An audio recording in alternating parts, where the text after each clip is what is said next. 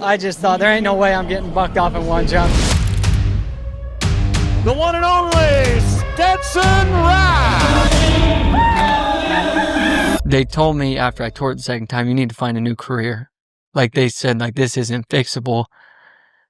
And I mean, yeah, being 25 years old when I went from having, I guess you could say, the rodeo world by the balls. Yeah. Like I thought I had everything, and it just seemed like it was gone.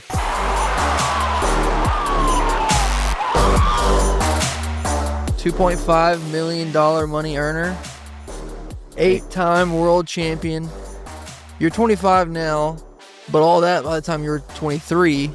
When you hear that, 8-time world champion, we just did Roy Cooper, we just did Joe B, a lot more hopefully legends that we get. That 8 number, I mean the 8, and now you're our third 8, but you're only 25 years old. What does it mean to have that resume at such a young age? I mean, it's really awesome. Something I've dreamed of since I was a little kid, playing rodeo in the living room of my house. And I mean, me and all my brothers, this is what we've all been chasing. And I mean, it's a great way to start, but we're far from over. Far from over. Yeah, a long ways from over. So what if you had to pick a world championship to win? I mean, obviously the all-around is highly coveted, but if you had to pick one, what would you say on a world championship? Like ones I've won already? Yes, sir. It would be 2021, my saddle bronc riding one. That to me is between the bull riding all around saddle bronc, that is the hardest event to win because there's 30, but 15 at the finals that all could win a world title. And I mean, my dad has one, my uncles, my brother. And I mean, it's just one that I thought was, I'm mostly known to be a bull rider. Like that's because everybody in my family rides broncs. It's weird that I rode bulls, and I kind of believed that I was just a bull rider, and then I finally started riding good and won that world title. And I'm not talking about the buckle case, like it's still in the cardboard box, covered up, taped. I've never even opened it. Wow. Really? So we were actually talking about that. That seemed like a crazy story, and I remember it a little bit. Tell us about winning like the 10th round. It was pretty crazy, right? You and Ryder, I think that year in 21. So me and Ryder. So I went into that NFR #1 in the world, but by the 8th round, Butch Knowles and Jeff Metters, they stopped talking about me. I'd bucked off 2 horses. From what I was hearing, I was out of it. So like there was no stress on me. I drew a really good horse in that 10th round. And even when I went to get on, they were like, it's Ryder and Brody. It's whoever places the highest wins the world. Well, I rode Ricky Bobby for 93, tied the arena record there, and walked up to my dad. I'm like, that was a great way to finish this. Like, went to walking off, and Doug, he walked by me. He said, hey, you won. And I thought he was talking about the all-around or the round that night. And I'm like, oh, yeah, I won the all-around rounds ago. Like, and I just walked past him. I was like, thanks. And I'm like, surely he wouldn't tell me that I won the all-around. So I turned around. I'm like, what do you mean? He goes, you won the world in the saddle bronc riding. And I mean, I was like, holy crap. And like, I get super emotional every time I feel like I've won. And that's why over the past couple years, I just don't talk on the interviews about it because I'll get emotional. But like this one, it hit me hard. And I was just like, holy crap, a lifelong goal, just like that. Went in there, told Ryder, and he was as pumped for me as when he's won it. And I was, I don't even know. It was like the craziest experience because, like I said, I was out of it. Yeah. What was the situation with Ryder? Because he was #1. It was between them. Did you have to ride? Did you have to win the round to win it? And did Ryder have to not do so as good? And did Brody have to get bucked off? What was the cards that needed to be shuffled? I didn't even know because So you still didn't even really know. I mean, no, like I thought I was done. Yeah. Like, I just thought you're here for the round wins. In a way, you're playing defense for Ryder to win his 3rd gold buckle. And like even like Ryder will say it to me because I brought it up to him. I'm like you're dang near impossible to beat. Like it came down to me drawing literally the best horse in the pen. But when Ryder got off Toma Joe, I think he ended up 2nd in the round. He tied with Dawson Hay for 2nd and 3rd. He said, when I got off, like I like knew I won. I knew I won it. And I'm like, so did I. Like I literally thought when I got off, you tied the arena record, you're going out like just in a perfect way, other than not winning the world. Like this was a good way to do it. Ryder's winning his third world title. And like nobody, and I mean nobody, thought I won it. So like I didn't know what I needed to do, but everything just fell into place perfectly. So Ryder thinking that he won that one, and you thought that Ryder won that one, and obviously we know how hard he is to beat. Then, so I bet that was pretty special this year when he went at 3. So that was 21. Yeah. So that was 3 years later. Kind of a long wait for his third gold buckle, really. For as much success as he's had and as good as he is, I mean, that was when he thought he was going to win it, and then wait 3 more years. I mean, that third gold buckle was a long time coming, and like. People, when they hear me say it, they think I'm being biased, but they don't understand that I'm having to swallow my pride on how good I think I am. But competing with Ryder, textbook bronc rider, like the way it's supposed to be, it's him. So like for him to have to wait from 2020 to win a world title in 2024, it was way too long of a wait. And I mean, now I got to try to compete with the guy that is riding a high right now. I'm coming back off injury. He's riding as good as he ever has, and it's going to be hard to stop him now because I think before he just wanted to win world titles, but now he's like, no, I want to break the record of most won. Like, and now I'm like, oh gosh, he's got his goals lined out now. That's a little scary. So you just said you come back from injury. What? I mean, how do you feel? Do you feel 100%? I mean. Yeah, you look great at Denver. How do you feel? I feel outstanding. It was. So, I had 2 surgeries. The one right after the finals, then I got cleared to ride. Tore it very first horseback. Same tear, same leg. So same leg, same tear, but worse. It tore off the top again and in half in the middle. So it was a mess the second time, and they told me after I tore it the second time, you need to find a new career. Like they said, like this isn't fixable. And I mean, yeah, being 25 years old when I went from having, I guess you could say, the rodeo world by the balls. Yeah. Like I thought I had everything, and it just seemed like it was gone. Yeah, I mean, you were already proclaimed the king. I mean, you had, like you said, the rodeo world by the balls, and that. So you initially got hurt a month before that 2023 finals, right? Yep. And just tried to kind of therapy, stay as strong and good as you could, and then get on at the finals, right? Yeah, and like it was a freak deal when it happened the first time. I was 88 or 89 on the bull when I tore it. It was partway through the ride. I felt it go, but if you had asked me that day, what's a hamstring? I'd have been like, I have no idea. Oh. And when I went into, that tour, like I couldn't even walk. Like it shut me off completely. But when I went in and got the MRI, they were like, it's tore. You cannot, like you're done till you get it fixed. And I'm like, is it going to get worse? They're like, no, it's like it can't get worse. So I was like, well, I'll go try to ride at the finals, which I did not understand, like, how bad it was. Because everybody thought, like, he just tore his groin. Like, that's what everybody thinks I did, was tore my groin. And I've torn my groin, so I was like, I did that. Like, I can continue to ride on with this. But I figured out real quick, round and a half, that Superman isn't a real thing. Yeah. So that time you tore the hamstring from the top off the bone completely. Yeah. And was it hurting like hell at the finals? I mean, so it hurt really bad when it first happened.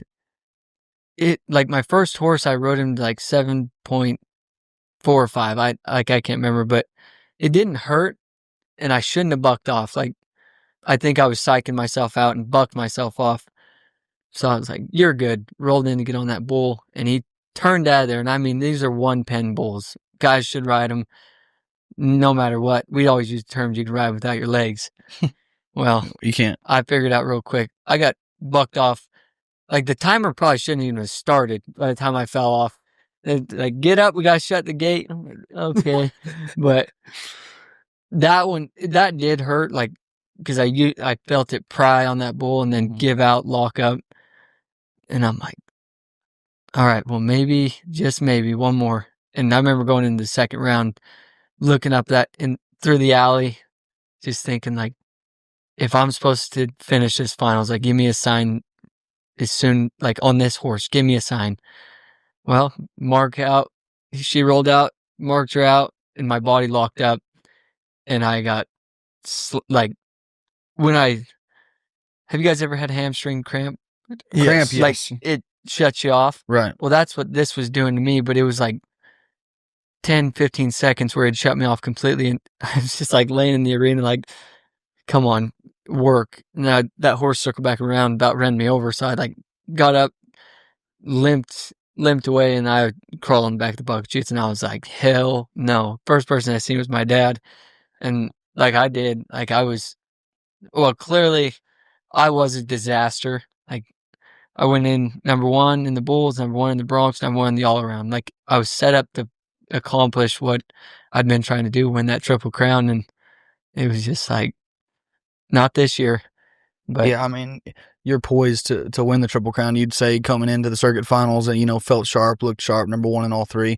Was that the first time you came in number 1 in all 3? yeah, I came in second in the Bronx, first in the Bulls, first in the all around, or vice versa. But this was the first year, like I'd rode 17 Bulls in a row from the end of the year up until that point, and I was winning everywhere in the bronc riding. So I thought like nobody can stop me. Like this is the year to do it. And I don't know. I'm real big on the mindset side of things, and like I was mentally sharp, but like I look back now to like the stuff that was coming out of my mouth leading up to it. Like I was getting invited to go to these non-sanctioned rodeos that were like San Diego, big money, but didn't count towards my ultimate goal. So I would say to my dad, like, I don't want to go to them. Like, I just want to go home.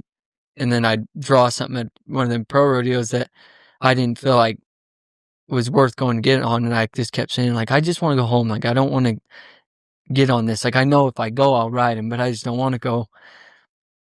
And looking back now, like the stuff that I was let coming out of my mouth, like that, I got what I wished for. It wasn't what I was actually wanting, but now like I'm real cautious on everything that I say. Like I'm happy to walk up at Denver when everybody doesn't want to get on Colts or run off Bulls. Like I don't care. Like I'm just glad to be doing this again. Like I still have the same mindset as far as I want to win everywhere, but now I'm like, I will ride anything. I'll go anywhere.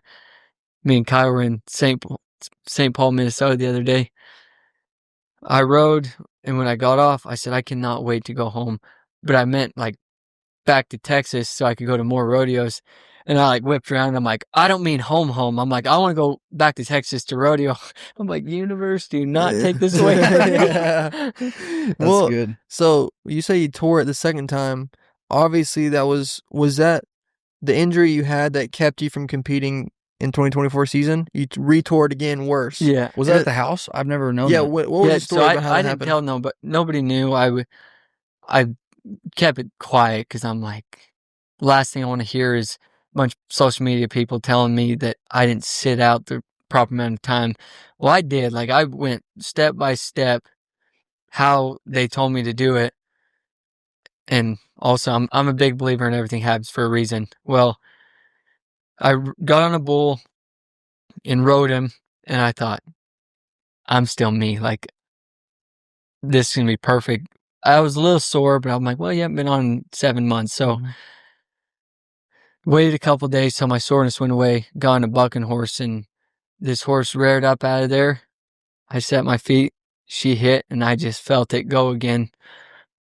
It bucked me off really quick, and I was like, dang it. So I called my surgeon and stuff, and I'm like, hey, I think I tore this again. And they're like, no, it's scar tissue. I'm like, oh, okay, that makes sense. Like, so I kept trying to get on, and I mean, I was getting killed off by everything I got on. And finally, I told my dad, I'm like, I'm going. Like, I'm making him do an MRI. And so I went and did it, and they're like, yeah, and it's worse. And that's when the whole talk of, like, your career's over. Okay, so that's You what I was had a gonna. good run. That's why we circled back. I was gonna ask when they told you that. Clearly, you're here today. You're riding in 2025 again. You're making a run, and you're gonna, from the looks of it, you're riding as good as you ever have. We'll talk about that in a minute. Were you like, no, I'm not gonna accept that, or what went through your mind when they told Well, you? I didn't accept it. Like I was like it was pretty much just like the finals wasn't hard for me. Like I had my moment right when it happened, like boobs, whatever you want to call it. But then, like I was fine. Like I accepted it. I was like, Kai's gonna go on and win the world in the bull riding. Ryder's gonna come win it in the bronc riding. Ryder didn't, but like I was just like, everything's okay. You'll come back next year, do it then. But when they talked about like me needing to find a new profession, it scared me because I like, for one, I'm 25 years old. I don't know how to do anything else. Like I've dedicated my whole life to this. There is no plan B, and I didn't tell anyone in my family that I got told that. I just went and looked for a new surgeon. Like Ryder didn't know that till literally a couple days ago. Wow. My mom and dad didn't know. Like it scared me, but I'm like, if I put that in everybody else's heads, they're gonna make me want to hold back. So found a new surgeon, and That's crazy. he fixed me up. And normally in these hamstring tears, you're locked off in a brace for 8 to 12 weeks, no putting weight on it. This guy was so good and confident in his work. I woke up in surgery, and there wasn't a brace on me. I'm like, do I need braces and crutches? He goes, do you want them? I'm like, no. He goes, get up and walk. I walked out of hamstring surgery, and that is like unheard of. So rolled right on, and he told me, you'll never do this ever again. And I'm That like, had to give you a little bit of confidence, you know. I mean, going from the last doctor's office you were sitting in, they told you you're done forever. That guy says, get up and you'll never tear it again. yeah, and like they cleared me at the like when I got down to the finals, and my dad's like, okay, when we're gonna do this my way. I'm like, okay, because the first time I did do it my way, I listened to the doctors, they cleared me. That day I went home and got on. And this time I went home from Vegas. I rode Holstein steers in cabs, like just little stuff. And my dad finally showed up to watch me do it one day. And he goes, this isn't testing it. Like, this isn't doing it. He goes, do you want to get on bull? And me and him are the only ones in my house. He goes, you want me to go get you one? I'm like, hell no. I was still so scared because it, like I said, I knew that they told me I was done. Like, I needed to find something, but nobody else knew. And I'm like, I'm not ready yet. I was like, I'll do it tomorrow. I promise I'll do it tomorrow. Well, he left my house and I ran inside, called my surgeon, and I'm like, hey, what? Like, you cleared me, right? And he's like, yeah, you're good. I said, so I can get on a bull. He goes, yeah, just don't ride it for over 30 minutes. And I was like, all right, Dr. Carlos Guanche, you don't understand rodeo. I'm like, it's 8 seconds of riding, and then probably 2 to 3 seconds after that getting off. He goes, oh yeah, you're good. And I'm like, okay. He goes, if you're sore for a day and then it goes away, you're good. If it's sore for 4 to 5 days, that's not good. And I sat there for a second. I'm like, so if I'm sore for 4 to 5 days, not good as in I tore it again? He goes, oh no, you'll never tear it. He goes, you'll just be sore and it'll swell up. I'm like, what am I worried about? Yeah. Rolled in this bull, and he was pretty good, like good practice bull, but probably would have been 86, 87 at a pro rodeo. And I rode him like I'd never stopped. And so far, I mean, I don't even care. I'm not going to jinx myself. But since I've rode, let's see, like 14, I bucked off one out of the last 14 I've got on since I came back. That's pretty cool. Do you have that video of that first one? Did he video? Yeah, Dude, I got it. the first bull you ever, we gotta see that. What'd that feel like, man? I mean, It was, well, I was like slow kind of at the start because I think I was waiting for a tear, but he turned back away from my hand. So I locked off and put all that weight of my whole body and everything on that leg. and I didn't feel one bit different than I did before I tore it. So it was. That's crazy because you said that you were scared. I mean, you literally like, I'm scared to get on. Man, I'll do it tomorrow. You're known as the Wild Man Stetson, Fearless Stetson, you know, and the picture that you were actually scared to get on a bull. That's kind of hard for some people to believe, probably. Well, that's the thing. Like I was at that point in my career before I got hurt where like I wasn't scared to get hurt. Like I was that guy that would hang and drag, get stomped on. Like it was the fear factor. I just thought it can't happen to me. Like I can't get hurt. And so That's crazy. but once like I tore it, and when I came back the first time, I wasn't scared. Like I was just like, they fixed me. They cleared me. I'm just fine. I'm good.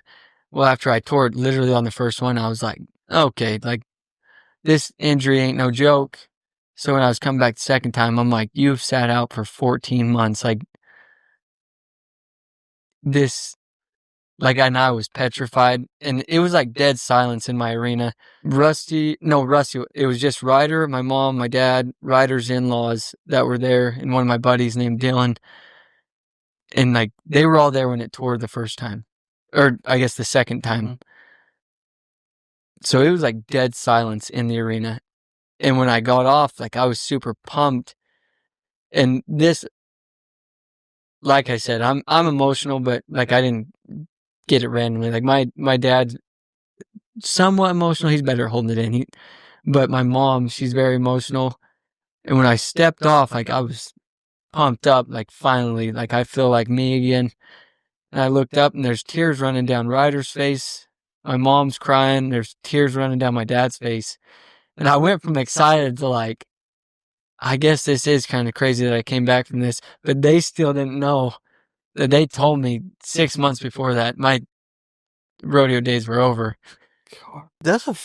Bro, this is insane. I mean, that gave me chills just hearing it, you know, and like I said, me and you just see each other as acquaintances, you know, not even big, you know, like brothers. I can't imagine what those guys felt like. I mean, and not even knowing what the surgeon said. And that's smart and crazy that you thought of that to not even tell anybody, because you were doing it out of love for them, but also for you, for the future, you know, knowing that if it was in their head that would affect how you felt. They could have put stuff on you that wasn't even what you wanted to do, man. That's what the doctor said. Maybe you got to listen to him, man. And just out of love, you know, nothing negative against them. It's just, what do you do? It's your boy, you know? I mean, but that's crazy. Since then, I seen a video of you shoot. I don't want to get I think it was Denver. You're freaking spurring them. You spurring one, bro. And literally your right knee, your right leg almost goes on the other side. So where you're almost just on your rear end with both legs on one side. And then you freaking flex that hip, get it over. And it was one of the greatest rides I've seen you make. And I haven't seen all your rides. I've seen a lot of them. I videoed you for a while.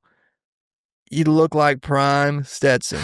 That was a bull that they hadn't rode much, maybe one time before that. And I think it was by Sage Kimsey, actually. So, like, it was a real bull. I knew that he was stout. And they were like, you think you can ride him? I'm like, me and everything I've done, I'm like, hell yeah, I could ride him.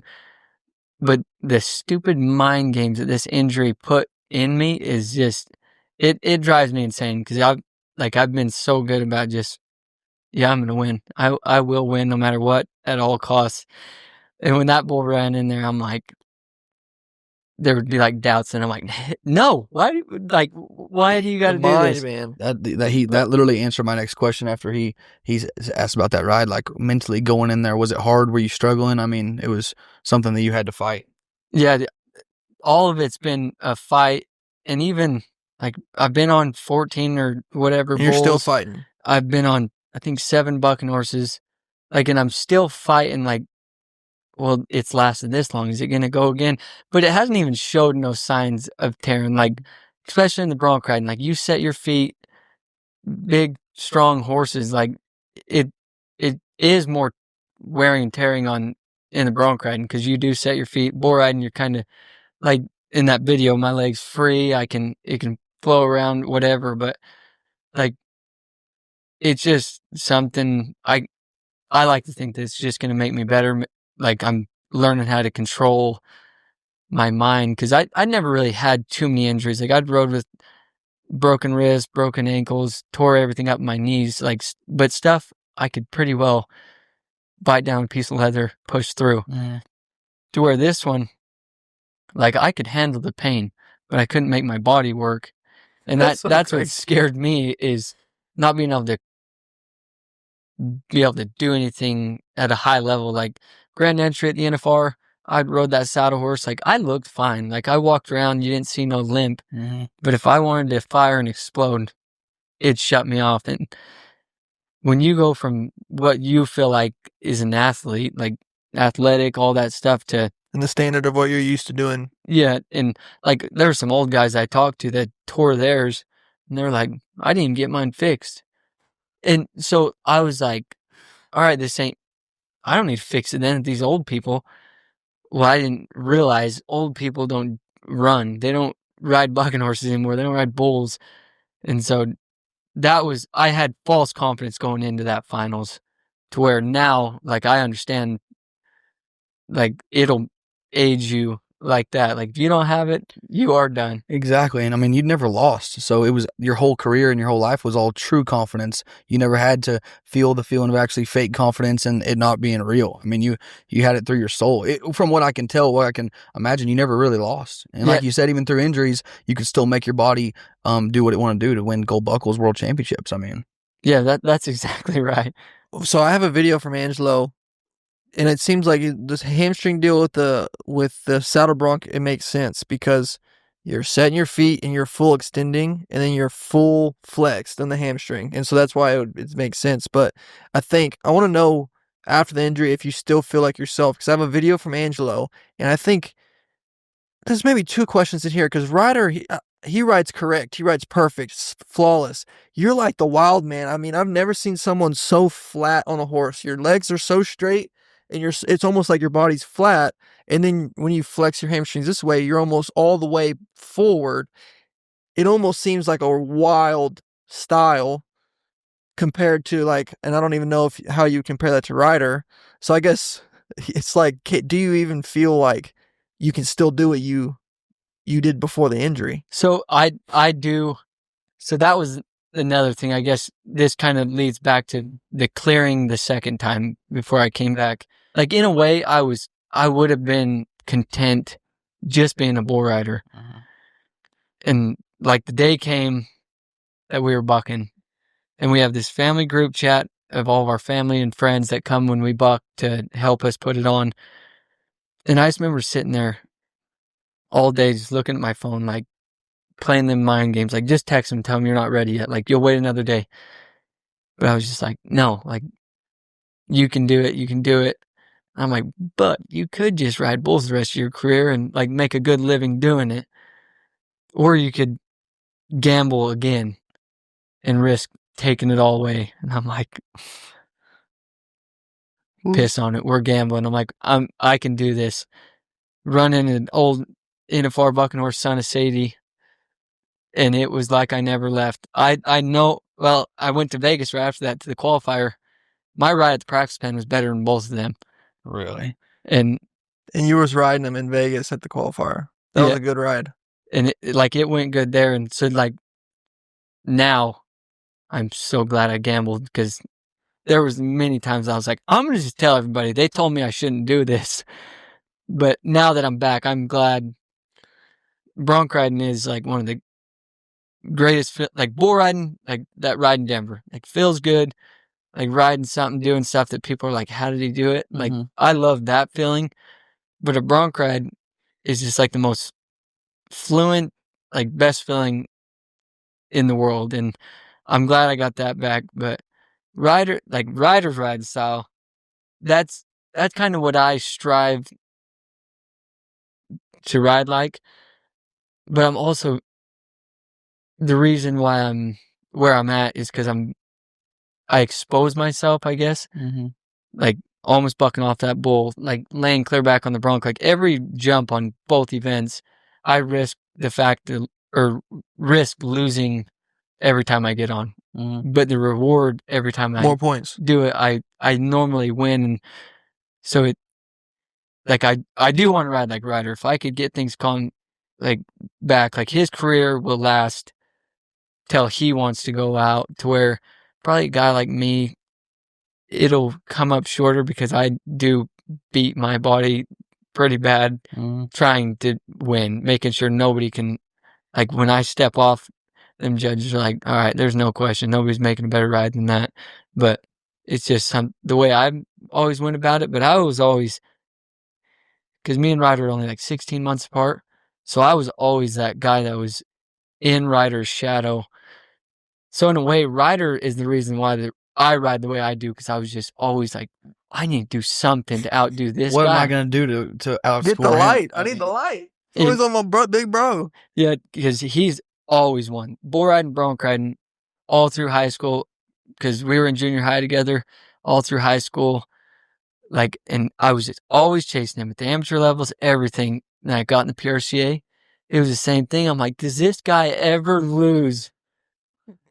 So wait, Ryder rode bulls in high school? Oh, so good. Like, nobody could ever, like, when all of us showed up, we knew we were second place in the bronc riding and the bull riding behind Ryder. Could you imagine 2 Wrights chasing 3 gold buckles every year? Oh, dude, I tried to get him to do it last year. I'm like, you just got to get on at one rodeo. You'll win the bull riding. You'll win the all around. Why didn't he? I don't know. I begged him. I begged him to win it. Dude, we gotta. That dude don't give a shit. No. He's just a killer, man. He is a killer. You know what's the problem too is he can qualify for the million this year at the American. I know. I was thinking that's probably why he just wanted to chill out for a year, hang out, and then go have a chance, 2 chances at a million. I've only won it twice in the same year. I won the bull riding and bronc riding the same year in 23. Only twice. And the other years I was second behind Ryder. Really? That's why he thought that, because Ryder. That's why I thought it. Yeah, no, you qualify for the million, get that, hit 10 paychecks in 1 year. $1 million if no one splits it. That's going to be fun. What's it been like going through the qualifying process? What's it been like? You are now experiencing what every up and coming, every non-top 15 guy, non-top 5 guy has experienced for the last 5 years. You're just used to the top. What's it like kind of on the journey again? I really like it because every saddle bronc rider that's had this injury has never rode again. Mm-hmm. Like Bradley Harder was like the main guy. He tore it, came back for a couple rides, and like it felt funny, so he went home, which he was at the end of his career. Like he wanted to go home, but like, and everybody kind of knows that, so nobody expects anything from me. So I really like the restarting. I feel like I'm back to my rookie year of hopefully he can do it. We'll see. And Can you proving everybody, being a little bit more of the underdog instead of, wait, Stetson didn't win first. Why? What happened? Yeah. Did he suck? But it's crazy too, because you think about that, we have that perspective, but then there's a kid in Washington or St. Paul, Minnesota, and they don't really know how bad of a deal it was, but they just know Stetson's winning, and they show up why is Stetson winning. I mean, it's like Stetson, they just have the high expectations for you regardless. yeah, but I really like that side of it. Like there is certain people that do still have that high expectation, and I like that. It kind of makes me feel good. Like you guys truly believed in my ability before, now sitting out 14 months, like, and many people have, I see it on social media. I love reading social media hate. Like, it's like one of my favorite things. They're like, he'll come back in the bronc riding, not the bull riding. His body can't take it no more. He's beat it up. And like, it was super, like, I wanted to comment back and be like, no, I'll be back in both. And I'm like, so hard to say that because I'm only at the American and the bronc riding this week. They're only letting me in the bull riding here. They're only letting me in the bronc riding here. So it looks like I am kind of taking it easy. But after that first ride in Denver, they had a mic in my face and they were like, what are you going to do? I'm like, I'm back 100%. I'm doing both. I'm winning the Triple Crown. Like, things have not changed. I am back. And that's your goal for 2025. That's my goal for this year. Triple Crown. Triple Crown. Oh, baby. What do you got to do to get there? Because you're not, let's just face it. Well, first off, they got to let him in the rodeo. You're not in the rodeos. You're not in Fort Worth, not in San Antonio, not in Houston, right? Yeah. Or are you in Houston? Not. Oh, I'm in Houston in the bull riding because I won it there. Yes, sir. So you get 3-year exemption back. Okay. And this luckily lined up perfect. This is my last year to take that spot.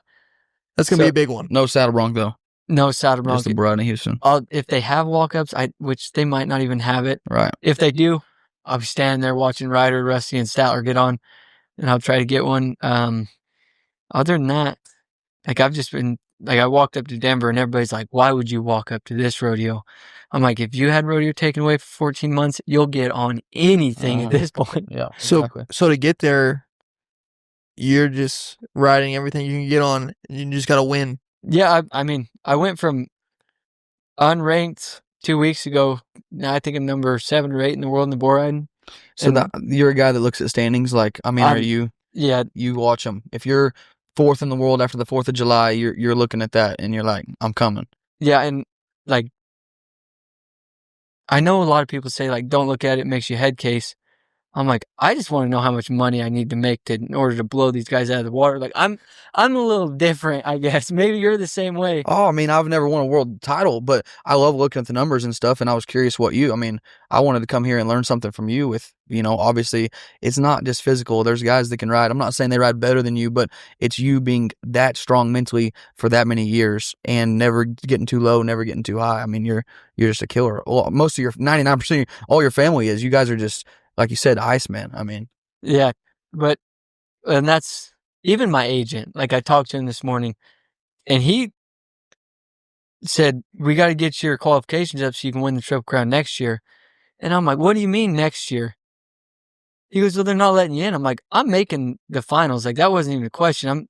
I was like, I just want to get into these. Like, there's no reason. I'm like, if I start in Reno, if I stop going right now, start in Reno, I will win the Triple Crown. I was like, that was my goal last year if I win the tour it. I'm like, you know how much money's at the finals? Like, I don't care what kind of a lead somebody has over me. I said, they won't have one, but I don't care what it is if there is one. But tell me, and then you're rodeoing with Kai Hamilton, obviously dog, he ends up winning the world that year that you got hurt, but how do y'all rodeo together and have that competition? Obviously best friends, we're sitting in his living room right now. Thanks a lot, Kai. But like, how do you guys battle that out? I'm obviously very happy for each other, in the back of the buck and shoots, but what's that like? Well, Kai has said this before, like it's, well, you've heard the deal, iron sharpens iron, and that, like, I will not go with anybody that I think doesn't have that killer mindset. Like, me and Kai rodeoed from 2021 till 2023, and he kind of he was going back and forth whether he was going to PBR or PRCA. So me and Ryder started going together this year, which he's getting into rodeos. I'm not, but I'm going with him, and like, I've always been so different. Like, I am, in my mind, I know I'm going to beat him, like, every single time. But I'm always, like, trying to figure out how to make them win. Mm-hmm. Like, no matter what. Like, there was some shady stuff that went down in the 23 finals when Kai got hurt. They were trying to get him, because there'd never been a slack perf, and they were not going to allow him to get on both bulls later that night. Had they done that, I think it would have been a different outcome, but I think they pissed Kai off so much that when he came back that morning rode, like, he was so pissed. He just rode both bulls that night. Didn't say anything after because he was too sore. But, like, I was projected still to win the world by that point in Bora, and I had a big enough lead. But I really didn't want that world title because I'm like, I didn't get to compete against him. But, like, Ryder and Kai both have the same mindset as me. Like, Ryder's a killer, Kai is, or a dog, whatever you want to call it. But no matter what happens, them two will circle right back to me and try to help me figure out how to get better, and I'll do the same thing for them. But at the end of the day, they are both trying to beat me, and I'm going to do the same thing. But when I win, I want everybody to be riding at their very, very best. Because when you can say you beat somebody that was at their best, it makes that win so much better. That's so true. It's funny, Riley Webb said the same deal because he was so far ahead, $80,000 ahead in 2023 finals. He's like, man, I didn't feel that, like, 10th round, need to do your best to win the gold buckle type feeling. Then this year he came in number 4 in the world and he had to kill it, and he killed. And he's like, bro, this is what it feels like. So it's just, you know what it is? It's one word, competitor. Yeah, Just for sure. literally you just love competition. You just want to freaking win. But it ain't fun if the best guys are hurt and not going, because it's like, it's just that much more fulfilling just battling it out for that gold buckle. Yeah, and I mean, you grow up watching like Friday Night Lights. I mean, that story didn't end the way we all wanted it to, but like that is how everybody dreams up winning a world title. Last round, you got to be a certain time or a certain score to clinch the world title. But I'm also big on absolutely blowing them out of the freaking waters on stuff. Like when I went in 23, I had $150,000 lead. And when I started after the 4th of July, I was number 2 in the world. Mm-hmm. In the last couple months, I made 150,000, I think, just in the bull riding alone. So bull riding is Kai PBR, PRCA. He's PRCA, and I think so the way I look at it, I might be so wrong, but like the way I see it is like he last year kind of struggled, had some injuries, but I think he lost because it was like me and him, just always duking it out. And then it went from just him. Mm-hmm. And like when you don't have somebody there pushing you, like if you can't do it for yourself, because I'm a guy that like, if Ryder, Kai, everybody quit rodeoing, like I'm still there mentally to where I'm going to do the same thing no matter what. But I think Kai, he might be a little more self-driven to the guy next to him. And I think he got a little lost last year, and then he started talking about going to the PBR.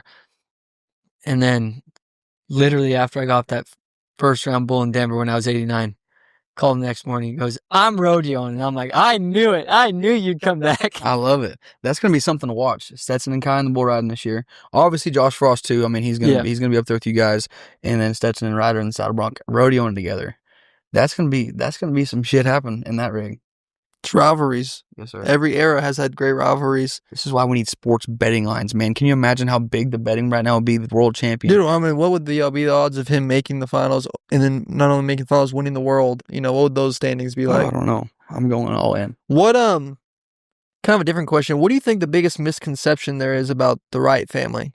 Shoot. It's a big question. Probably the same thing as the Chiefs. Hey, man, actually, that is very true. And like in that whole injury being out, like you remember the names of the mean stuff people say. Like, I love it. It's one thing that I love to look at, I said, but like there was people around getting close to the finals that were commenting. They were like, as much as I hated on him, like he made rodeo exciting. And I'm like, you guys are mean. Yeah. But then I come back, they were over it again. They said he's just guaranteed 10 extra points as soon as he shows up. And I'm like, you're right. I love it. I hate to be you guys. I get all the favors, but I did a podcast with Dale Brisby the other day, and I was talking to him. I was like, everybody was like literally believing that I might have ran the PRCA. Like no matter what, I won, and like people like were truly believing it. And I'm like, so I was starting to believe it also. I'm like, maybe I do run the PRCA, and I don't know. But when it came in to enter in these rodeos, I was like, I was really wanting that blue shirt bonus and being Cody Wright's son and all of that stuff. I was like, I really want it to be a thing. And I'm like, it's not. They're not letting me in anywhere. Blue shirt bonus. That's good stuff. I remember he walked by at the American the year that I won it. I'm sitting there and he goes, it's a good day to be wearing a blue shirt. You know, I'm glad I had those blue shirt extra points. I was there for that one. That was a crazy day. That was crazy, man. I mean, tough freaking job as a judge, first off. I mean, it's happening that fast. I know that they obviously know a lot more about Saddle Bronc than me, but when you're watching rides and stuff, it's so small of a discrepancy, you would think. I mean, me as a way lower level of fan, that's what it looks like. But you've been around enough, and I agree with you. Like that, the bull riding, I think, easiest to judge. Like, pretty much whoever has the rankest bull wins. And But the bronc riding, like I said, there's 30 guys or more that could all win the world title, and they all make the same ride every night. And it just comes down to like the very small details in rides that people don't see. And when you watch 7 rides go in one night and one of them wins, like people get pissed and they're like, they just let them win everywhere. I'm like, if you look at like across the board of how much Rusty wins, how much Ryder wins, how much Stetson, Spencer, Statler, Stewart, like how much they win, it's not as much as people think, but there's so many. They just look at the last name and they're like, it's bullcrap. They win everywhere. We do win everywhere, but not the same guys. Like we all like take our turns because we'll make a better ride this day, or he'll make a better ride that day. So I do understand like people hating the fact that I would hate us. Like we do win all the time, and I'm like not trying to be like cocky, but there's so many of us. We're all taught by the same guy, our dad, and we all ride similar, and so like people hate it. Do you think you have something that is just like a God-given ability? I mean, do you think your secret is your dad who taught you? Like, why are y'all so much better than the average saddle bronc rider? I would say our mindsets, like if it's never going to happen. My dad's too quiet, but if anybody could sit down and get stuff out of him that he tells us, like you guys would understand, like they can't lose. Like he doesn't even allow it. Like he doesn't care if I rodeo or not. Like he'd be fine if I went off, did something else, but like whatever I'm going to do, he's going to have me so mentally sharp. And that's what I think separates me from even my brothers. Like I'm a big mindset guy, even though like I've had a hard time with the mental side coming back. I'm still winning. I'm still beating the thoughts that are coming in. And I bought into it when I was in high school, losing to Ryder every week. I just started saying, you're going to be the greatest cowboy of all time. Like you're never going to fall off. And like I bought into what my dad was telling me. And like a lot of people, like I've gotten not real arguments, but like disagreements with people. They're like, your stuff, like I don't understand why you look at it that way, because the stuff you set isn't even realistic. And I'm like, how is it not realistic? They're like, you think you can win all 10 rounds of the finals? I'm like, why can't I? I'm like, I'm more than capable of doing it. If I can win 1 round, I can win 2. And if I can win 2, I can win 3, like on up. It's just all time, like whether it's going to happen or not. But people really don't understand, I guess, the way I think, which I don't try to make them believe it. But I'm like, the proof's in the pudding. Like the way I think is, like I set unrealistic goals. Like the first unrealistic one was I'm going to make $1 million in 1 year. Well, you were close. I was 960,000, I think. Like almost did it. And people were like, holy shit. And then I'm like, maybe that's more realistic than I think. And so I told Kendra Santos, I'm like, I'm going to make 1.2 million. Well, that I haven't got back to rodeo since I said that, but like it's all been so close, and I keep setting stuff that most people don't think of. And most guys set out every year to make the finals. Like that is their goal, to make the finals. I've never set a goal to make the finals. Like I'm like, that's already a sure thing. Like I'm trying to see how much money I can win, and I'm going to win the gold buckle. Like that's my end goal, is the gold buckle. Because if you're shooting for number 1, you know how easy it is to fall into the top 15. Most guys that say I'm trying to make the NFR, they fall into 16th to 20th every year. There you go. I mean, yeah, like you said, set high goals, do everything you can to achieve it, and then if you fail, maybe you're still top 5. You know, go into the finals with a chance. Yeah, for a gold shoot buckle. for the stars, land on the moon. Yeah, we've been talking about that a lot. That same thing when I'm the exact opposite of you actually. When I came into the PRCA, my goal was make the NFR. That's all I thought about for first 4 or 5 years. And then I'm like, man, why am I not setting my goals higher? I haven't improved since then. And I think it's first off because of my goal setting. You know, when you don't set higher goals, then why would you do what it takes every day to achieve it, mentally and physically? Well, and just like that, you set your goal to make the NFR. you keep doing it. You keep doing exactly where your goal ends. It hits there. And you're satisfied. So, like, personally, I think even this year, you set your goal to not just win the gold buckle, but break Riley Webb's money record, or whatever Shad Mayfield's single season earnings record. I think he holds it. Yeah, I don't he know. does. But like setting goals pretty much to where Shad Mayfield and Riley are like, that's not even doable. Like, I did the undoable. Right. And then you blow that out of the water, and then people are like, holy crap. You see Ty it. is a beast. Yeah, I mean, it's funny, though, you say it about yourself because Shad and Riley are the same way. Shad set a goal to break Riley's record, goes and does it. You know, Riley sets a goal to come back from $60,000 and does it. You know, I mean, so that's a kind of a common thread. I like the way you did about the money, too, because if you set the goal with the money, you're going to be close to winning the world every time if your money goal is right. Well, if you set it over that, you're going to crush the record before. Because that was when I got in the PRCA, like the goal. I remember Sage Kimsey always saying it, like, I want to finish the season with 300,000, and he never did it.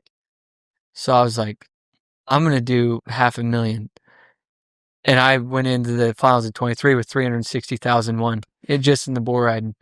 Wow. But you just think, bro, like before that, I mean, Sage was the man. I mean, how many did he win in a row? 7, right? 7 total. He won 5 in a row. I won it he won 6 in a row. And then I won it in 20, and then he won his last one in 2021. But he's like, I just want to win 300,000, and it's like before that, no one had ever done it. But then if you just let in your mind to be like, oh well, if Sage couldn't do it, then no one can. Well, why not me? You know, yeah, bring out that competitor in you. I mean, well, that was the deal when I showed up in the PRCA. Like, everybody was so wrapped up in beating Sage, and I'd really looked up to him when I first came around. So I was just like, it's just an honor to be in the arena with him. But I'd always rodeoed with family, so like I was never trying to beat like Ryder. I was just trying to do my best to get somewhere. And so like I've never had that where like, oh, I can't stand that guy winning all the time. Like, I've never been the jealous type. I was raised around world titles, so like I wasn't impressed by that stuff. I was more impressed, like, I loved the way Sage rode. I loved the way JB rode. And so, like, when I showed up and, like, I was just like, I can win a world title. Like, there's no reason why I can't. And, like, I just started, like, pretty much avoiding the head games that because bull riders do it. They'll try to mess with you, and, like, I'm just so dull to it. Like, I avoid it, and it works people up to the point to where, like, you pretty much mentally destroy your competition by not even trying to, just avoiding like the BS. What are the head games they try? Just like you get loaded. What was it? Because Sage said it to my rookie year, which it did almost destroy me, but luckily he probably wasn't even meaning anything too bad by it. I think it was just I was a young rookie and he was just poking fun at me. Like, but I got off San Antonio. I rode a bull of DNH. It's called Firewater. I was 90 points in the first round of the Extreme Bulls, and I was pumped. And like at the time, I was real young, so I wanted to walk past Sage and like get a good job. And he goes, "Imagine that, a Wright being 90 on an 85-point bull." And I mean, I went from the high to like, I was crushed because I'm like, I've never been around somebody that's like knocked me, like tried to jab at me. But once again, I was young, I was sensitive. But what he doesn't know, I walked in that locker room and I was like, Rusty Ryder in there, I'm like, Sage said I got loaded, like told him the story, and they walked up to me and they were like, he's scared of you because he knows you're going to beat him. And I'm like, yeah, you're right. And I went on and just won everything after that. But just that surrounding yourself with the right guys. Well, I was with the right guys at the right time. That's a crazy story, and it shows, like, you know, like you said, y'all's family always be just winning and you being around winners. So I kind of the same thing happened to me when I first started rookie. I'm like, dude, well, I don't know why these guys are being assholes to me, you know. I'm sure they didn't mean too bad by it, but they were just doing what they do. A couple years later, I kind of become friends with a couple of them. Marty Yates is one. Me and him are good friends. He says, "Yeah, well, you were a cocky little shit, and you roped pretty good. We were gonna, they thought I was gonna win. They're like, if you didn't rope good, we wouldn't have worried about you, And I learned that years later, you were blessed to have the family right there in your locker room that hit the nail on the head. Sage wouldn't have been worried about you if you sucked. I mean, he knew you were a threat. I mean, that's crazy how the people around you, like you said, make such a huge difference. Because literally, when I walked off, I was like, everything just crushed. Because like that guy, I remember just following my dad around to his rodeos, my brothers, and I'd beg him to stay after bull riding because like Sage was one of them guys. Like J.B. Harris was great, but then Sage came along and he just did it so correct and like same thing as you. Like when you got in, you wanted to hang around the top dogs. Like, holy crap! I've been at high school rodeos. Now I'm literally sitting in the same locker room as these guys. You kidding me? And it dang for sure ain't all that it's cracked up to be. Well, it wasn't for me. I figured out real fast that, like, rightfully so, everybody's in it for themselves. Like, I understand that. But when rookies come along now, I'm like, don't let anything, like, knock you down. Like, you got to. But I think that might mentally destroy some of them. They're like, he's just not worried about us. He's trying to help us. So I do try to help everybody because, like I said, I love winning when everybody else is at the top of their game. Right. Speaking of rookies, what about this Wasey Shala, man? Pretty good, huh? I think Wasey's really good, and to me, I feel like he's just mentally, like, almost there, but still fights little things. He could be great, and I don't know. It is super exciting to have a guy that does rough stock it's in cool. The all-around race. Yeah, it's cool to have a rough stock all-around competitor. I mean, I don't know enough about it to say just from watching him, but from the results, he's going to be a little bit of a competitor. He's rides good enough, it looks like, to make the finals in both events. I mean, he kind of got on a heater late in the summer in the bareback and almost got in Puyallup. Who knows what would happen? He made it pretty handily in the bull riding. So yeah, I think he'll make the NFR in both this year. Well, and he said that was his goal. He's doing, because he told me last year at the end of the year, he goes, I don't like bareback riding that much.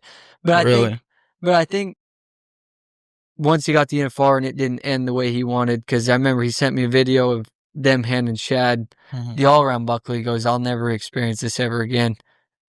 And I said, good, you need to be like that. If I was trying to destroy him, I would have sent one back and said, yeah, you'll see it again next year. Yeah, it's going to be the same for another 6 years. But I mean, I am rooting for him. Like the last couple of years, like the all around, it was kind of decided before Puyallup even was over. For sure. So now with him in there, I'm really excited to see where this could go, and maybe a few other guys. Well, I really think Shad win it this year. A lot of guys are like, maybe I can do this, and I think that's a super good thing. Yeah, it's tough. I think it's hardest position for them. They're not cheering for you to get hurt, but they know that's their only chance to get all around title probably. So it's kind of a tough position. Count me in on that. I never cheered on you. I never cheered on you getting hurt, but I was like, well, there's my only chance right here. Did you try to? I entered a couple team ropings. I'm not. I don't have a great second event. I entered a couple team ropings because I knew it's probably hopefully for your sake, with your health and for what you do for rodeo, that would be my last chance of my career to try to get an all around title. So, man, it's cool to see what you've done for rodeo. Speaking of, so you got this goal that's 1.2 million in the PRCA. Does that kind of help you fight off any urges in your mind to think maybe I should go PBR because of the money? I mean, is that something you ever think about? No.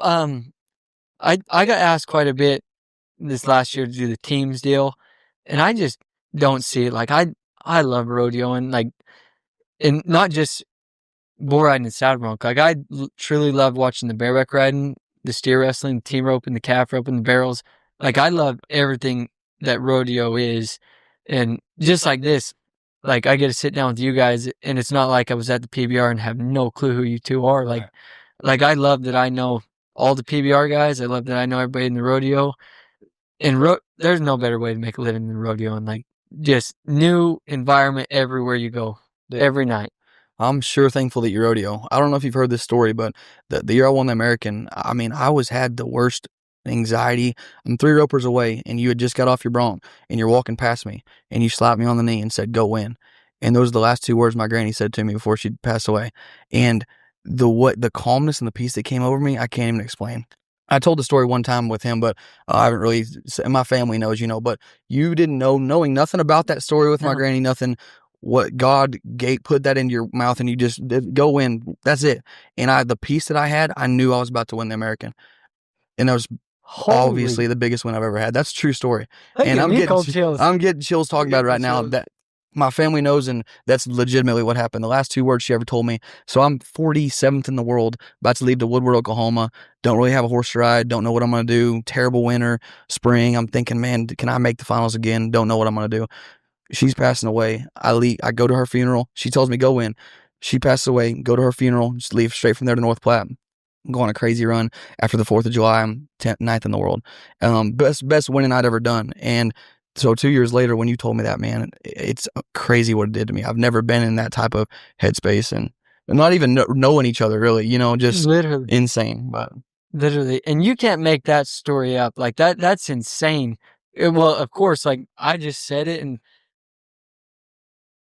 just not knowing one thing other than there's Ty, go win. that literally, I mean, it's how many rodeos are ever set up to where the guy that after he gets off his bronc have to walk by the guys that are getting ready to rope? Never. It's a 4-man round. You get off. I'm the last roper because I'd won the round previously. It's never set up to where you have to walk past me, and you literally, you're crunched. You're like worried that we got 2 horses here. You walk in the middle and slap me on that leg, go win, and I'll never forget it. I'll never forget that now. That's awesome. Yes. But like what you were talking about, and this goes back to the mindset.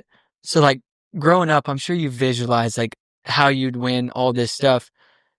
And this, I told my parents, I'm like, I wish I would not have thought of this when I was a kid. But like the stories, like I went on that run of winning like for years, and everybody just thought it was easy for me, handed to me. But I remember thinking when I was a kid, like I got hurt, and like now I got to come back to try to win. Like I'd play out rodeos and situations for myself, just goofing around as a kid. But I told my mom and dad, I'm like I wonder if I manifested this so much that like this is part of my story where I get hurt and come back and prove to the whole world that I was as good as I was before, if not better. Mm-hmm. And like Denver got over in Vegas, and I told him, I'm like, I literally think I might ride better now than I did when I was winning.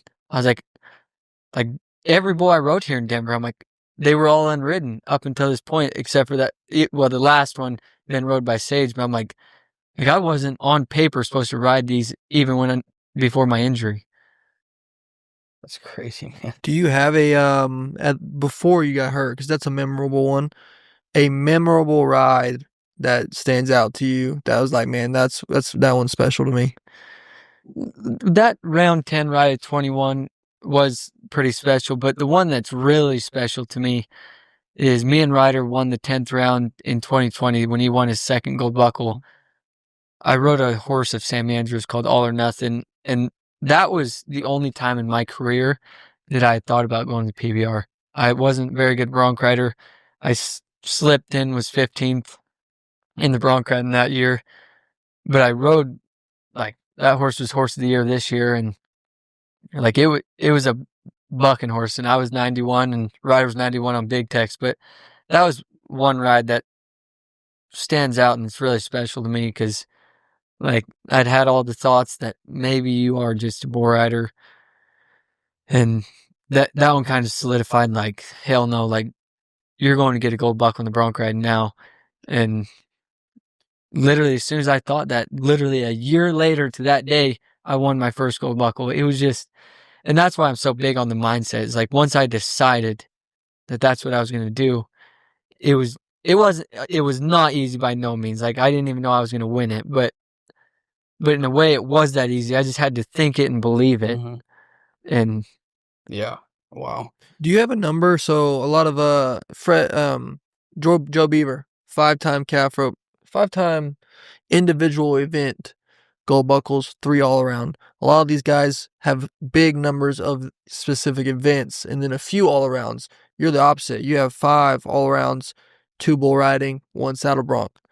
Do you have, I mean, your goal setting is money, money, money, but do you want to dominate a specific event like that? Well, I want to break the record in bulls and saddle bronc, but my ultimate goal, and most people, it does sound crazy when it comes out of my mouth, except for when you look at the age of a bronc rider and a bull rider.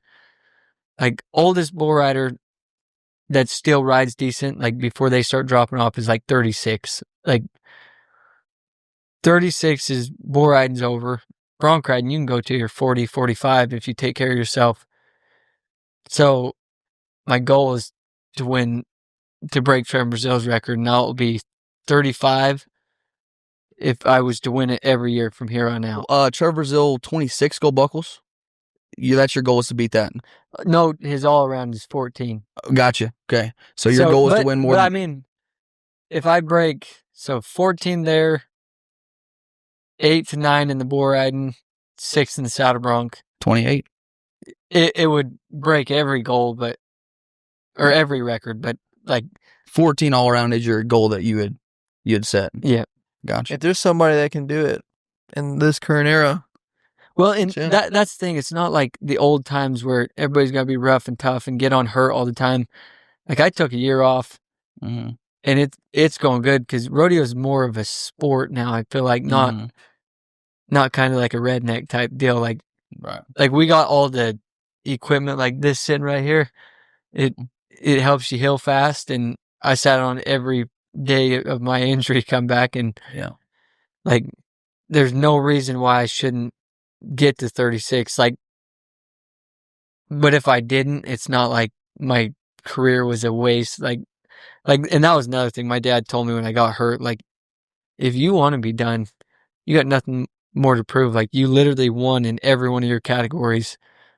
Like, or events, however people like to say it. But when he said it, I was like, what the hell are you saying that for? I'm not done. That's hilarious. So greatest all-around cowboy of all time right now is Trevor. Yep. How does it sound? Stetson Wright, greatest all-around cowboy of all time. That's the goal. I got that wrote down all over my house. Well, let's see. Phone says I will be the 2025 Triple Crown World Champion. Tap it. Goal, win the Triple Crown. Like, it's always on my, wow. Like, everything is pretty much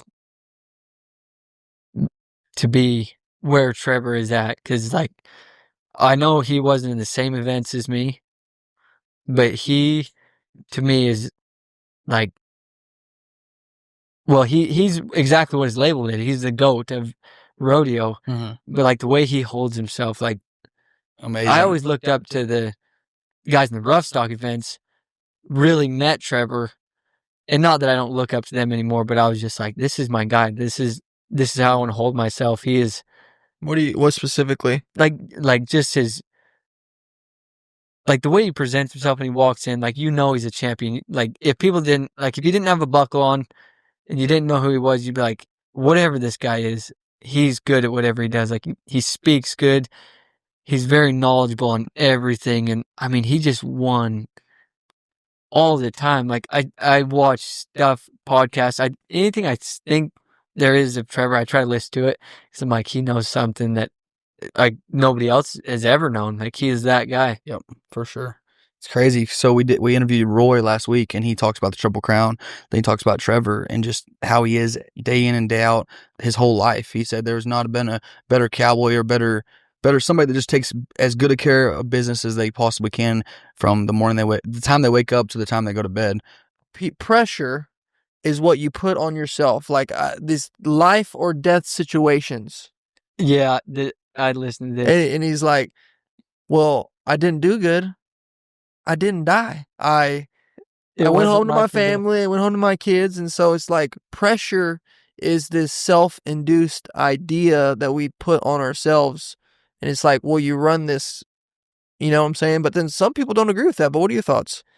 I completely agree with that. Like, Trevor sounds like he didn't put any pressure on himself. Like, what the work he did at home, but like the way I'm wired, like, I'm like, you need the pressure. Like, Mhm.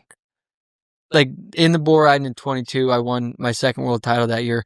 I had it won many rounds before that. And like, but I'm like, we still need the pressure. Like, and I just kept doing it every round to just, that's the way I always wanted to do it when I was a kid. I wanted it to be, I have to stay on this one to win. But it was, I knew it wasn't there, but I would try to make it be there.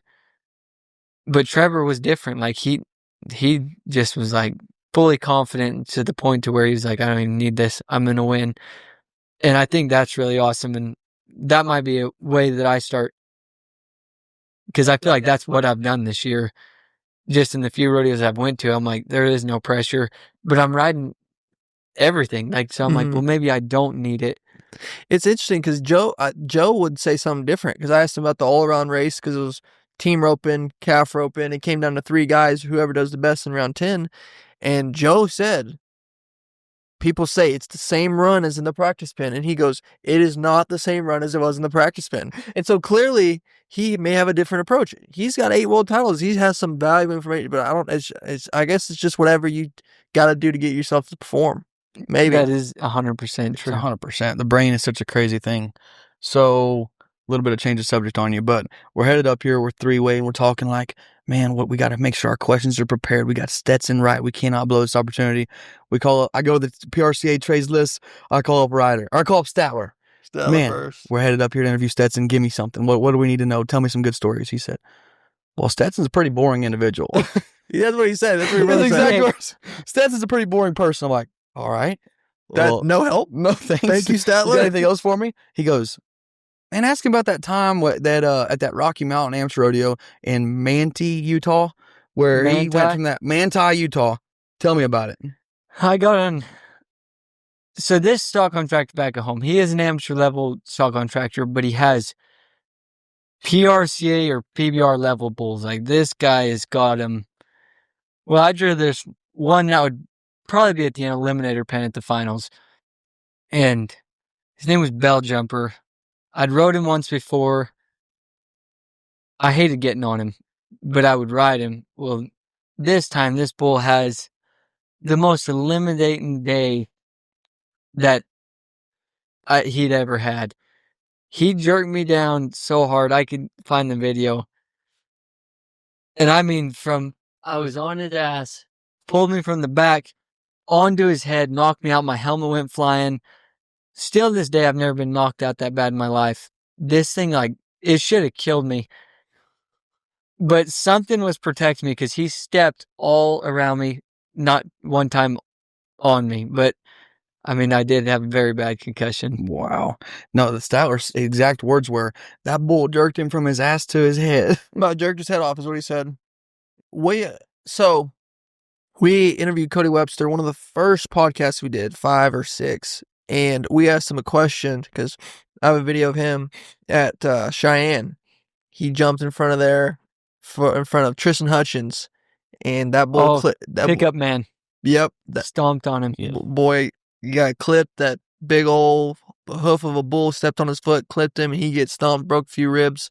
What do you got to say about bullfighters? What is bullfighters? Oh, man. They dang for sure don't get paid enough. Mm-hmm. And like they're the most selfless people you'd ever meet. Mm-hmm. Like Tuck and Cody and Nate Justice, I've become real good friends with them. But like, I've never seen guys I don't want to explain what they do, because like everybody sees what they do, but like they're so important to the point to where like I've made it through my whole career. I've never been, me and Tuck got hooked one time in Reno, but I've never been hooked by a bull other than one time. And it was my fault. I got off in a bad place and we were pinned up against the outgate. Just bad timing. But like, they have saved my career so many times. Like, y'all go to war together. Yeah, I mean, obviously you'd be crazy not to respect bullfighters, but sitting across from Cody Webster and hearing how he truly lives his life and his whole career, and he doesn't plan on slowing down anytime soon, it made me I don't know, just the amount of respect that it gave me for, he's not worried about himself at all. It's that saving that bull rider right there. I mean, He literally special. said, he goes, as soon as you have that thought, well, what about me? You need to get out. Because then that's when people get hurt, and that's when you get hurt. Yeah, and them top bullfighters, well, all bullfighters, anybody that's dumb enough to get in the arena, I'm going to say dumb enough because that is insane what they do. Like, it's like the most selfless. I can't even seriously, I can't explain what they mean to me because like most people see, I don't get off good because I'll try till my head gets stomped, but I do it because I have them in the arena and I'm like, I'll be fine. I can hang and drag a few more seconds to get a score. I'll make it to the next rodeo. I got Tuck, Webb, and Nate. I'm going to use them because them are my boys. But like I know I got them there with me and I'm going to hang and drag. I was wondering too about the, do you ever think, you're fearless, but you think about Lane Frost, the story of, bulls are dangerous animals. Like, does the gravity of the sport that you do, does that ever come across your mind? Yeah, that came across my mind a lot because like when I was a kid, I didn't practice that much bull riding. Like my dad didn't allow us to have bulls at the house. He said practice mentally.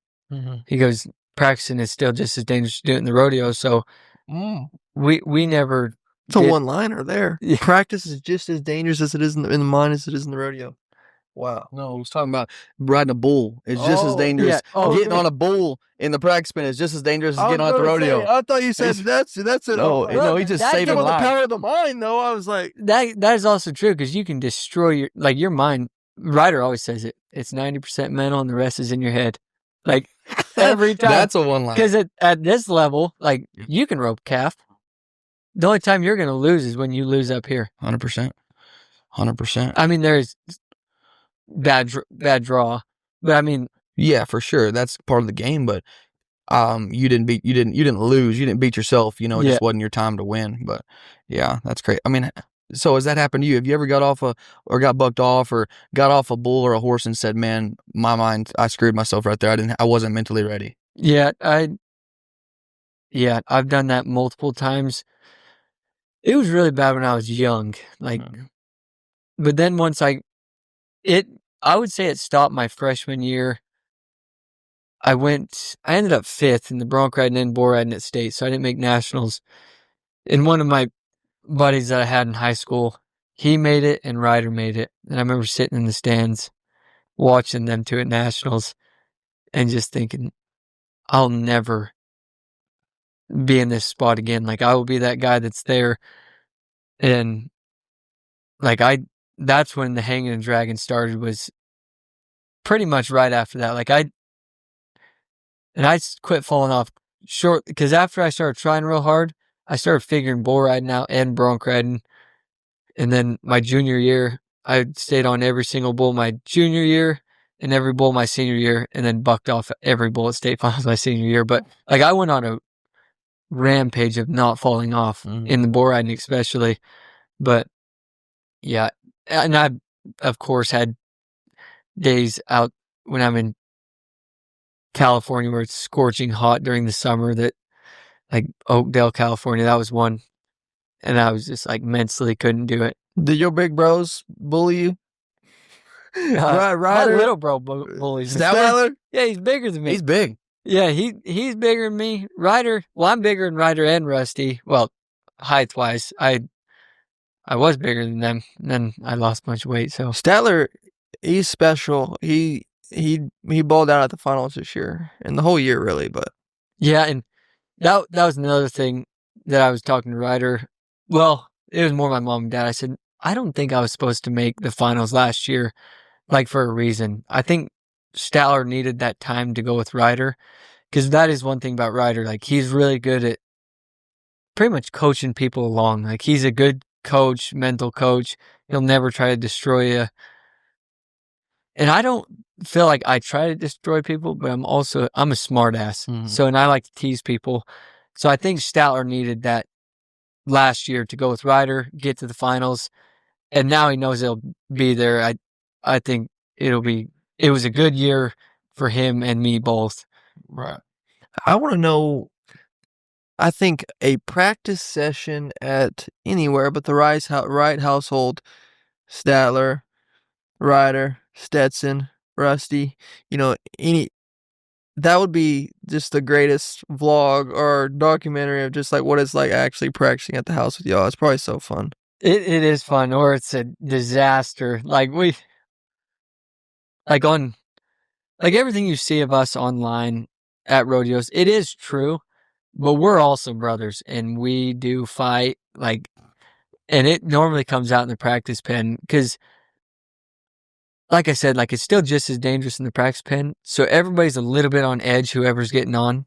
Like Rusty's a real edgy person. Like he's got a little shorter fuse than most of us, but then Statler does too. Statler and Rusty probably have the shortest fuses.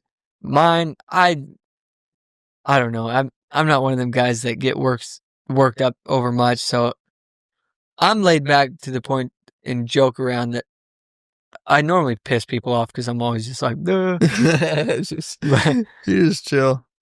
Then Ryder's like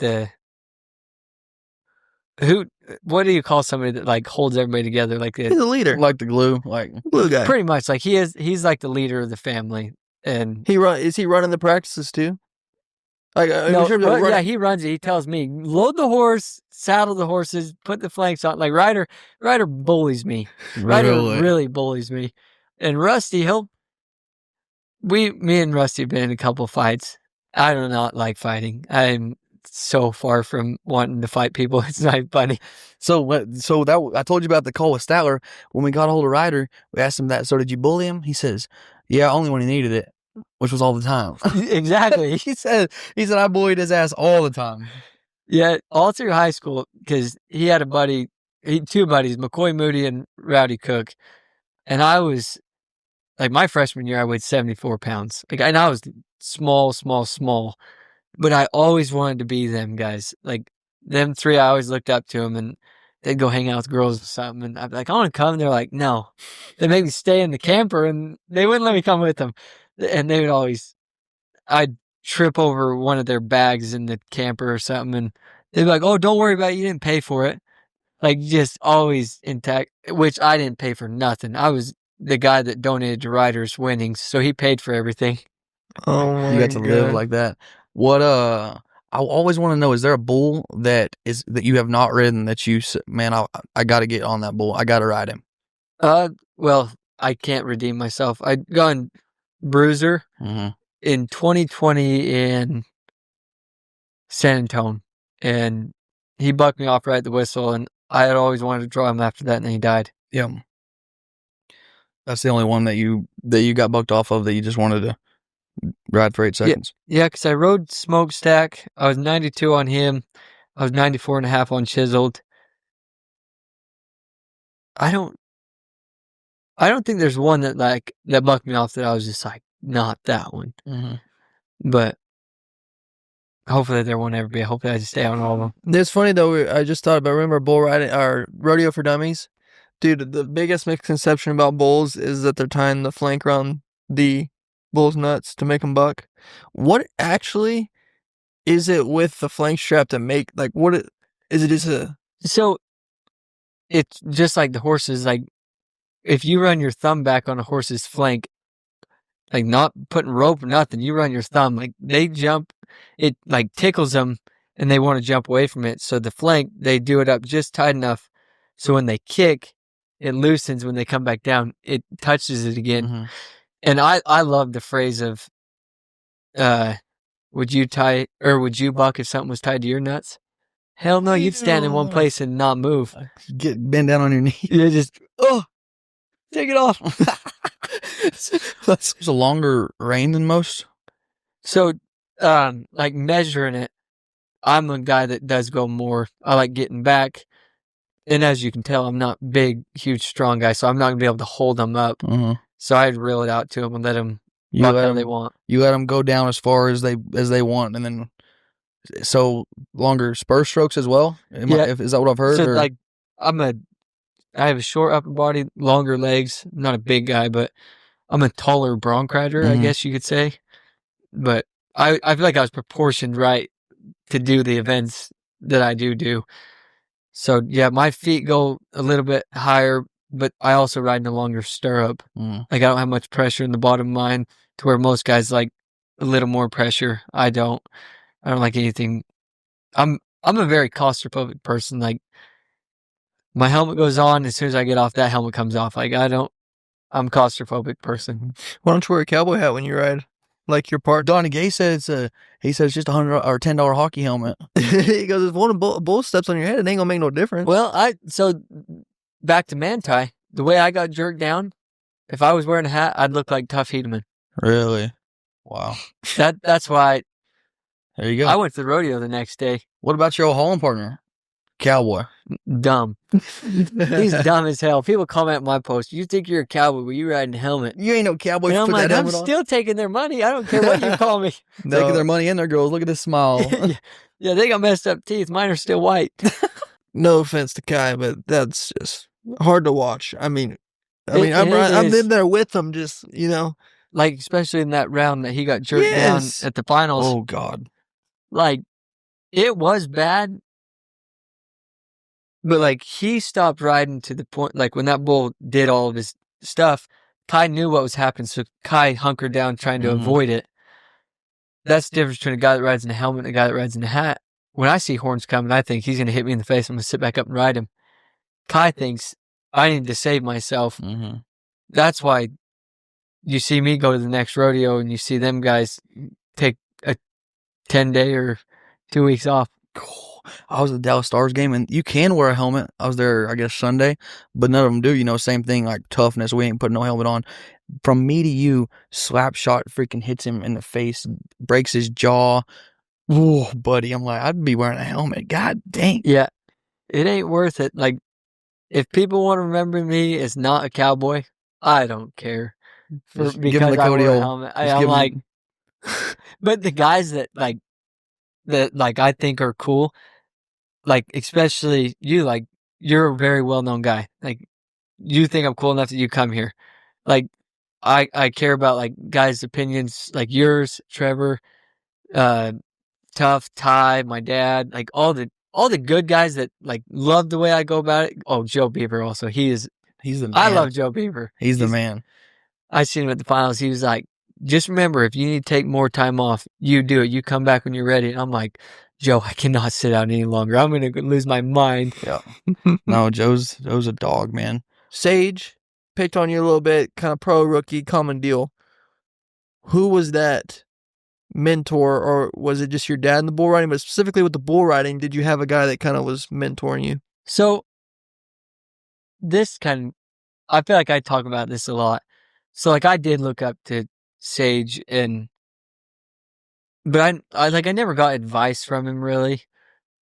I've never really got advice from any bull rider that I've competed against, which is, well, no, it's normal. Nobody does it. But like I was raised around my family, we're always helping each other and we could compete against each other. So I thought that's what everybody did. But like growing up, I always thought my dad was dumb. Like, don't tell me how to ride a bull. You're a bronc rider.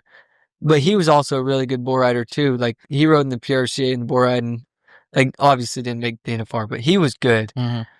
And like, I always looked up to like Cody Lambert, and so I went rodeoing and I met Cody Lambert, and I'm like, I'm gonna get secrets that Lane Frost, Tough Hedeman, all them know. Like, this is awesome. That man repeated back to me what my dad has told me my whole life. And I'm like, crap.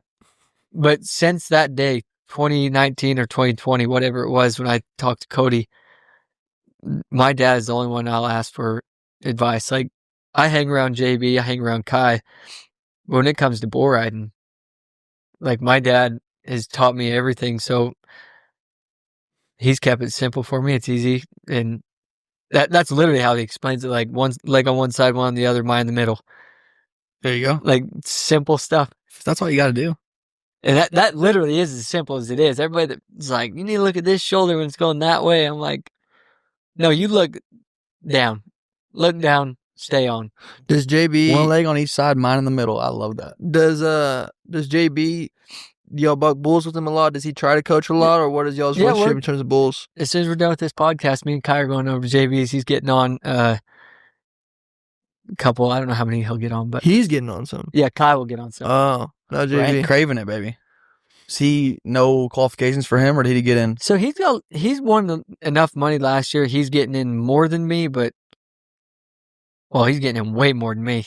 My whole PRCA member portal, it says like Fort Worth's going on. It shows like all of them, and I click on every one of them. Drawn out due to qualifications, and I'm like, oh gosh. Another, I want to hear right now from the guy himself. Does your dad do all your entering? Yep. Do you know how to enter? No. You could be an 8-time world champion, one of the greatest Cowboys to ever live already, under 25 years old, and not know how to enter. Joe Braden's got a chance. We revisit that later. We have to revisit that. I've never even looked into PSN before. No, I have. To find an address to the rodeo grounds. Right. But I also called my dad and was like, "Where?" He goes, "Click Business Journal on your phone." I'm like, "Oh, okay, I got it." And I'm like, "At what page?" He goes, "Just scroll." I'm like, "All right." Dude, he sounds just like Braden, but without the gold buckles. Literally, you enter for Joe Braden every rodeo. Oh, for sure. He'll call me, "Hey, when's the perf?" I'm like, No, he called the other day. Where's the gate? What gate do I go through to get to where the stall's at? You know, dude, he knows where that pay window is. He knows where the pay window is, and he knows where the chute is. My brother. Oh, it's he's got it. Y'all got it figured out, both you and him, man. You ain't got to worry about nothing. Just nod that head. Well, let Walt start entering for you. Oh no, maybe no. Stress go through the roof, man. No, sir. No, I sir. have zero stress because, like, if my dad misses a rodeo, which I don't think he ever has, I wouldn't know. Like I don't know if he ever has, and when you go to sleep at 5 a.m, you ain't got to worry about waking up at 9:30 and making sure you don't miss the books. Exactly. Dad's got it taken care of. And he did it long enough that he knows what days I can get to 3 rodeos in one day, where most people don't believe it's possible. Well, I'll get it. And I'm like, why do you hate me? Well, Roy Cooper, he went to 5 in a day. That's what he said. Didn't they all fly around and just... Dude, he was the first one. He leased a plane for the 4th of July. He'd fly on a jet.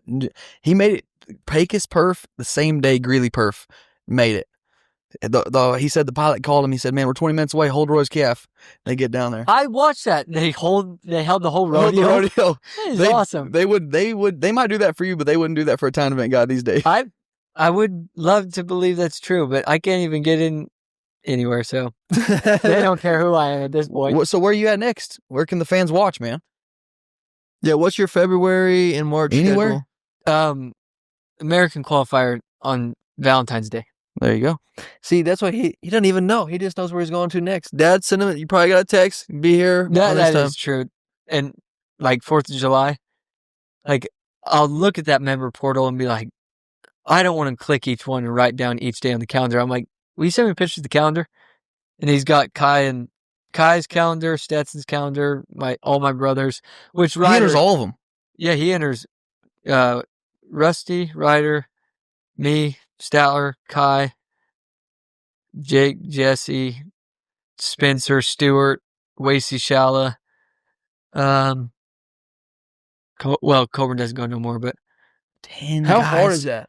It was hard for me to enter a couple guys that last year, you know. And it's not like he enters us all the same days together. Oh, like, no. He got a system for all of us. Dude, that's rank. I would love to talk to him just about that. I love entering. Like I love every 2 weeks on Friday when that PSN comes out, man, I'm freaking studying it, and that's something that I love to do.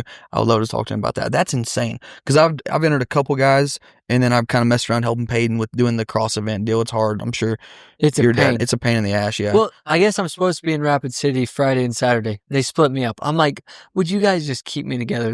Like, I don't care if you give me my preference, but just keep me together. I do want to talk to the PRCA about that. Figure out a way where if a multi-event guy gets popped, they get popped to the same time. Make it like they'll take it, put them in the first perf. You know, put them wherever. Put them where the best horses might not be. You know, I don't give care them a what rerun. Don't give them a rerun in the calf open, but put them the same day. I mean, we got to figure that out. The last, so 21, 22, and 23, I haven't done the 4th of July run not one of them years because they split me up at every one, and I only get into 2 of them because they split me up. And like that year that you couldn't double yourself up, I didn't get into nothing, so I just went and had a wrist surgery.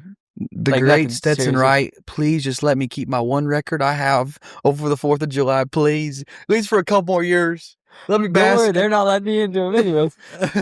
He'll have enough one by then, shit. No, what he really wants is he wants somebody to watch this and let him into the rodeos because he said they won't let me in. They won't let me in. He said it 10 times. He'll get in. You'll get in over the summer for sure. What? Yeah.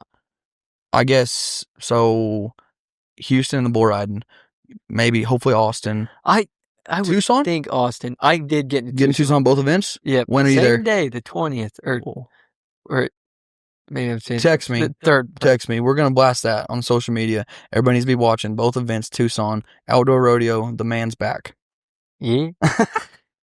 Let's get it, bro. Thanks for your time, man. It's been fun. We needed to do it. 8-time world champ Stetson Wright. It was an honor. Thanks for having us, man. Well, thanks for that. I felt like I was reaching out to. I was trying to go get a dance from the prettiest girl at the bar. It's like, Cole, I'm gonna Snapchat him. I don't know if it's gonna work. I'm gonna give it a shot. I said, Cole. He said yes. But when it popped up, I'm like, I wonder why he Snapchat me. Maybe he's broke down and he knows I'm in Texas. So I'm like, oh fuck, hell, sorry, didn't mean to swear. Hell yeah, I'm gonna go on a podcast. Like, and everything I watched was all the top dogs doing it. So I'm like, nice, sweet man. Thanks a lot for doing it. Thanks for listening, guys. We'll see you next week.